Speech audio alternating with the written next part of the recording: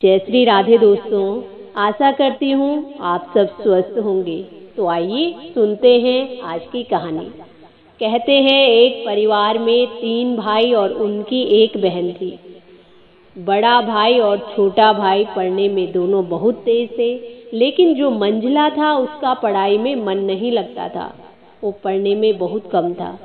माता पिता उन चारों से बहुत प्यार करते थे, लेकिन मंझले बेटे के लिए थोड़ा परेशान भी थे।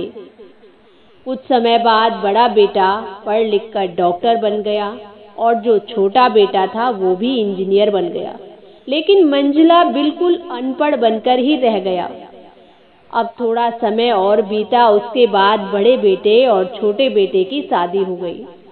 फिर वो अपनी लड़की के लिए भी लड़का ढूंढते हैं, उसके लिए भी एक अच्छे घर से रिश्ता आता है और उसकी शादी हो जाती है, क्योंकि उसके दोनों भाई बहुत अच्छी जॉब करते थे, अच्छा पैसा कमाते थे। लेकिन मंझले के लिए कोई लड़की नहीं मिल रही थी और अब उसकी उम्र भी हो रही थी। माता पिता इस बात से बहुत परेशान थे। अब बहन जब भी मायके आती तो सबसे पहले अपने बड़े भाई और छोटे भाई से ही मिलती थी। मंझले वाले से तो बहुत कम मिलती थी, क्योंकि उसके पास कुछ देने के लिए नहीं था और ना ही वो जल्दी घर पर मिलता था, क्योंकि वो मजदूरी का काम करता था। जब उसने अच्छी पढ़ाई नहीं की तो अच्छी नौकरी भला उसे कौन देता। और एक दिन मंझले बेटे की शादी किए बिना ही पिताजी की उनकी मृत्यु हो गई और माँ अब बहुत परेशान होने लगी। वो अपने मन में सोचने लगी कि कहीं अब बच्चे बंटवारे की बात ना करें। अब वो जल्दी जल्दी में पास के ही गांव से एक सीधी सादी लड़की से अपने मंझले बेटे की शादी करवा देती है। शादी होते ही न जाने ऐसा क्या हुआ कि मंझला बड़े लगन के साथ काम करने लगा। दोस्त उसे जब भी बुलाते तो वो मना करता। वो कहता कि मैं अब नहीं आऊँगा। तभी दोस्त कहते कि अरे तू शादी के बाद बहुत बदल गया है, लगता है तू गुलाम हो गया है। तो वो कहता है कि भाई ऐसी बात नहीं है, कल तक मैं अकेला था, मेरा एक पेट था तो मैं अपने हिस्से की रोटी कमा लेता था, लेकिन आज 2 पेट हैं, मुझे उनकी व्यवस्था करनी है। घर वालों ने तो मुझे हमेशा ही नालायक कहते हैं और कहते रहेंगे, लेकिन कल मेरी पत्नी को भी कोई नालायक कहे तो वो मेरे लिए एक भद्दी गाली होगी, क्योंकि एक पत्नी के लिए उसका पति उसकी इज्जत और उम्मीद होती है। उसके घर वालों ने भी मुझ पर कुछ भरोसा किया होगा, जिसके कारण उन्होंने अपनी बेटी मुझे दी। फिर मैं उनका भरोसा कैसे तोड़ सकता हूँ। तो कहते हैं कि कॉलेज में तो सिर्फ डिग्री मिलती है, लेकिन ऐसे संस्कार तो माता पिता से ही मिलते हैं, जो मंझले बेटे में थे। इधर घर पर बड़ा भाई और छोटा भाई और उनकी पत्नियां आपस में मिलकर फैसला कर रहे थे कि अब जायदाद का बंटवारा हो जाना चाहिए। वो कहते हैं कि हम दोनों तो लाखों में कमाते हैं और मंझला ना के बराबर कमाता है। लेकिन माँ मन ही मन मंझले बेटे से बहुत प्यार करती थी और उसकी देखभाल करती थी, इसीलिए वो चाहती थी कि बंटवारा ना हो।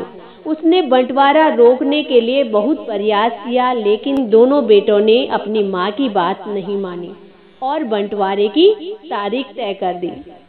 अब उस दिन बहन भी आ गई और जब मंझला बेटा काम पे जाने के लिए बाहर आता है तो उसके दोनों भाई उसको पकड़कर अंदर लेके जाते हैं और कहते हैं कि आज तो तुझे रुकना ही पड़ेगा, आज बंटवारा कर ही लेते हैं। और वकील ने भी कहा है कि सबको इस पर साइन करने हैं। तो वो कहता है कि ठीक है भाई, तुम लोग बंटवारा करो, मेरे हिस्से में जो भी समझ पड़े वो दे देना और शाम को आकर मैं अपना बड़ा सा अंगूठा इस पेपर पर चिपका दूंगा। तभी बहन कहती है कि अरे बेवकूफ, तू गंवार का गंवार ही रहेगा, तेरी किस्मत देख कितनी अच्छी है, तुझे कितने अच्छे भाई मिले हैं। तभी माँ कहती है कि बेटा आज रुक जा, आज काम पर मत जा। अब बंटवारे में कुल 20 बीघा जमीन थी, जो दोनों भाइयों ने 10-10 बीघा रख ली और जो पुश्तैनी घर था वो उसके नाम छोड़ दिया। तभी वो जोर से चिल्लाकर कहता है कि अरे फिर हमारी बहन का हिस्सा कौन सा है। तो दोनों भाई हंसकर बोलते हैं कि अरे मूर्ख, बंटवारा भाइयों में होता है और बहनों के हिस्से में तो सिर्फ उनका मायका ही होता है। तभी मंझला बेटा कहता है कि अच्छा, शायद पढ़ा लिखा न होना भी मूर्खता ही है। ठीक है, आप दोनों को जैसा ठीक लगे वैसा करो, लेकिन मेरे हिस्से में जो कुछ आ रहा है वो मेरी छोटी बहन के नाम कर दो। दोनों भाइयों को बड़ा आश्चर्य हुआ और वो कहते हैं कि तेरे हिस्से का बहन के नाम कर दो और तू क्या रखेगा।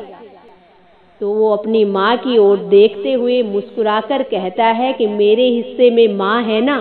फिर वो अपनी पत्नी की तरफ देखकर कहता है कि मैंने कुछ गलत तो नहीं कहा। तो उसकी पत्नी कहती है कि नहीं, आपने गलत नहीं कहा, और अपनी सास से लिपट कर कहती है कि इससे बड़ी दौलत क्या होगी मेरे लिए। मुझे माँ जैसी सासू माँ मिल गई। बस यही शब्द थे जो बंटवारे को सन्नाटे में बदल गए। और बहन दौड़कर अपने गंवार भाई के गले लगकर रोते हुए कहती है कि भाई मुझे माफ कर दो, मैं आपको नहीं समझ पाई। तभी वो कहता है कि इस घर पर भी तेरा उतना ही हक है जितना हम सबका। मेरे लिए तुम सब बहुत अजीज हो, चाहे तुम कहीं भी रहो, मेरे पास रहो या दूर। माँ का चुनाव तो मैंने इसलिए किया है ताकि तुम सब हमेशा मुझे याद आओ, क्योंकि ये वही कोख है जहाँ हमने बारी बारी 9 महीने गुजारे हैं। माँ के साथ साथ तुम्हारी यादों को भी मैं रख रहा हूँ। दोनों भाई दौड़कर गए और मंझले के गले मिलकर रोते रोते कहते हैं कि भाई आज तो तू सचमुच का बाबूजी लग रहा है। सबकी आंखों से आंसू बहने लगे और सब ने बंटवारे का फैसला ही त्याग दिया और अब सब मिलकर रहने लगे। तो दोस्तों, ये थी आज की कहानी। आशा करती हूँ आप सबको भी पसंद आएगी। इसी के साथ जय श्री राधे।